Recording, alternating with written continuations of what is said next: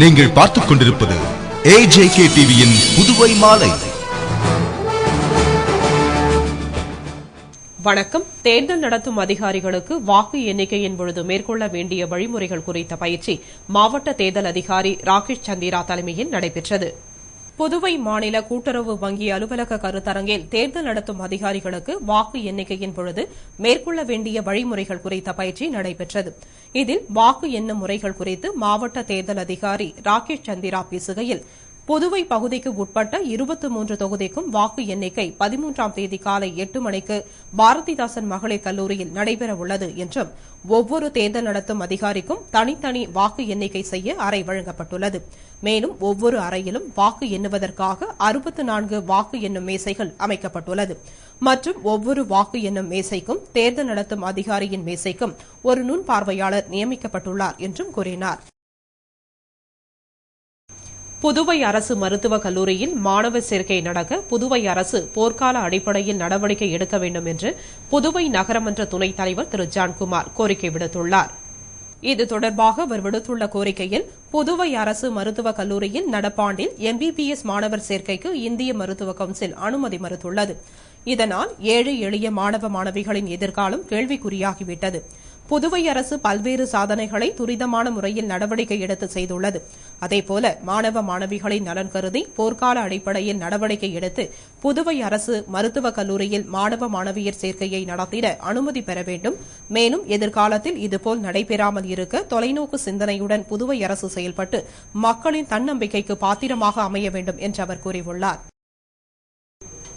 வாக்கு எண்ணும் மையமான பாரதிதாசன் மகளிர் கல்லூரி எதிரே உள்ள சாலையின் இருபுறமும் தடுப்பு கட்டைகள் அமைத்து பாதுகாப்பு பலப்படுத்தப்பட்டுள்ளது. புதுவையில் நடந்து முடிந்த சட்டசபை தேர்தலுக்கான வாக்கு எண்ணிக்கை வரும் 13ஆம் தேதி பாரதிதாசன் மகளிர் கல்லூரியில் நடைபெறவுள்ளது. இதனால் அப்பகுதி முழுவதும் தடுப்பு கட்டைகள் அமைத்து போலீசாரின் பாதுகாப்பு வளையத்திற்குள் கொண்டுவரப்பட்டுள்ளது. இக்கல்லூரியில் வாக்குப் பெட்டிகள் சீல் வைத்து வைக்கப்பட்டுள்ளதால் இரவு பகலாக போலீசார் பாதுகாப்பு பணியில் ஈடுபட்டுள்ளனர். இருப்பினும் வாக்கு எண்ணிக்கையின் பொழுது எந்தவித அசம்பாவிதங்களும் ஏற்படாமல் இருக்க பாதுகாப்பு நடவடிக்கைகள் மேற்கொள்ளப்பட்டுள்ளன.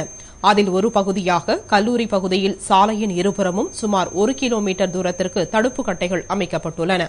இதன் மூலம் முத்தியால்பேட்டை பகுதி முழுவதும் போலீஸ் கட்டுப்பாட்டுக்குள் கொண்டுவரப்பட்டுள்ளது. மேலும் வரும் 12ஆம் தேதி முதல் அந்த பகுதியில் போக்குவரத்து மாற்றி அமைக்கப்பட உள்ளது. மேலும் ஆயுதம் ஏந்திய போலீசார் 24 மணி நேரமும் பணியில் உள்ளனர்.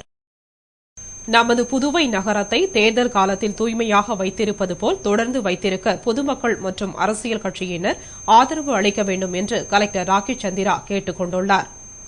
இது தொடர்பாக அவர் கூறுகையில், புதுச்சேரி சட்டமன்ற தேர்தலையொட்டி புதுச்சேரியின் அழகினை சீர்கெடுக்கும் வகையில் புதுச்சேரியில் உள்ள முக்கிய சாலைகளில் அரசின் எவ்வித முன் அனுமதியும் பெறாமல் பொதுமக்களுக்கு இடைஞ்சலும் பொது சொத்துக்கு சேதம் ஏற்படுத்தும் வகையில் தேர்தல் பிரச்சாரத்திற்கும் பிறவற்றுக்கும் பேனர்கள், கட்டவுட்டுகள் போன்றவைகள் வைப்பது அரசால் தடை செய்து 2/3/2011 அன்று ஆணை பிறப்பிக்கப்பட்டது.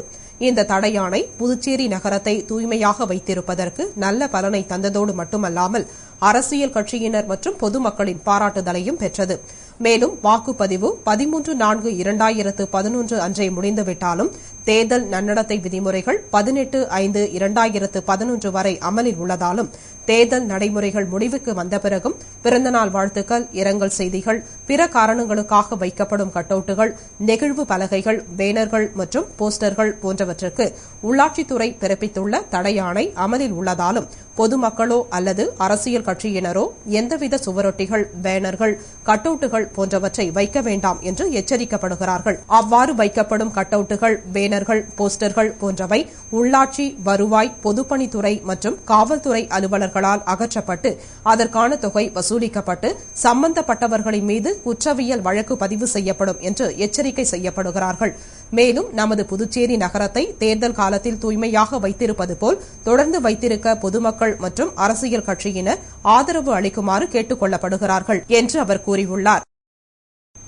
ஆக்ராவில் உள்ள உலக அதிசயங்களுள் ஒன்றான தாஜ்மஹாலை பார்க்க பார்வையாளர்கள் அதிகரித்ததால் கடந்த ஜனவரியில் மட்டும் தாஜ்மஹாலுக்கு கிடைத்த வருமானம் 2,02,50,000 ஆகும். ஆக்ராவில் உள்ள தாஜ்மஹால், கோட்டை, பதேபூர் சிக்ரி, அக்பர் மற்றும் மரியம் நினைவிடங்கள் உள்ளிட்ட நினைவு சின்னங்களை பார்க்க ஏராளமான சுற்றுலாப் பயணிகள் உள்நாட்டிலிருந்து மட்டுமின்றி வெளிநாட்டிலிருந்தும் வருகின்றனர்.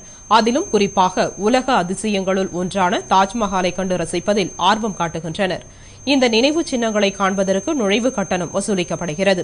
இவ்வாறு இந்த சுற்றுலாப் பயணிகள் மூலம் 2010ஆம் ஆண்டு 43,46,82,000 ரூபாய் வருமானம் கிடைத்தது. அதேபோன்று இந்த 2011ஆம் ஆண்டு வந்த சுற்றுலாப் பயணிகளிடமிருந்து ஜனவரி மாதம் மட்டும் 3,76,65,000 ரூபாய் வசூலானது. இதிலும் குறிப்பாக தாஜ்மஹால் மட்டும் ஒரு மாதத்தில் 2,02,50,000 வருமானமாக அள்ளித்தந்துள்ளது. புதுவை உழவர்கரை நகராட்சியில் 29வது மன்றக் கூட்டம் மன்றத்தின் துணைத் தலைவர் தமிழ்ச்செல்வி தலைமையில் நடைபெற்றது. புதுவை உழவர்கரை நகராட்சியின் 29வது மன்றக் கூட்டம் நடைபெற்றது. கூட்டத்திற்கு துணைத் தலைவர் தமிழ்ச்செல்வி தலைமை தாங்கினார். ஆணையர் அபில் ரொசாரியோ முன்னிலை வகித்தார். கூட்டத்தில் சட்டசபை தேர்தல் நடைபெற்றதால் தேர்தல் நடைமுறை சட்ட விதிகளின்படி நகராட்சியில் செய்யப்படும் அபிவிருத்திப் பணி, கட்டுமான சாலை பணிகள் நிறுத்தி வைக்கப்பட்டிருந்தது என்றும் தற்பொழுது தேர்தல் ஆணையம் விதிகளை தளர்த்தியுள்ளதால் பணிகளை மேற்கொள்ள துரித நடவடிக்கை எடுக்கப்பட்டு வருகிறது என்று துணைத் தலைவர் கூறினார். கூட்டத்தில் 104 தீர்மானங்கள் நிறைவேற்றப்பட்டன. இதில் கவுன்சிலர்கள் கலந்து கொண்டு விவாதம் செய்தனர். புதுவை ஆம்பூர் சாலையில் கார் ஒன்று மோட்டார் சைக்கிள் மீது மோதிய விபத்தில் பலியான வாலிபரின் உறவினர்கள் போக்குவரத்து காவல்துறையை முற்றுகையிட்டதால் பரபரப்பு ஏற்பட்டது. புதுவை முத்தியால்பேட்டை ராமலிங்கம்பேட்டை பகுதியைச் சேர்ந்தவர் குப்புசாமி. இவரது மகன் ரத்தினகுமார், வயது 20. இவர் நேற்று முன்தினம் இரவு ஆம்பூர் சாலையில் தனது மோட்டார் சைக்கிளில் சென்று கொண்டிருந்தார். அப்பொழுது எதிரே வந்த கார் மோட்டார் சைக்கிள் மீது மோதியது. இதில் பலத்த காயமடைந்த ரத்தினகுமார் அரசு மருத்துவமனையில் அனுமதிக்கப்பட்டு சிகிச்சை பெற்று வந்தார். இந்நிலையில் சிகிச்சை பலனின்றி நேற்று மாலை இறந்து போனார். இதனை கேள்விப்பட்ட உறவினர்கள் கோபம் கொண்டு போக்குவரத்து காவல்துறையை முற்றுகையிட முயன்றனர்.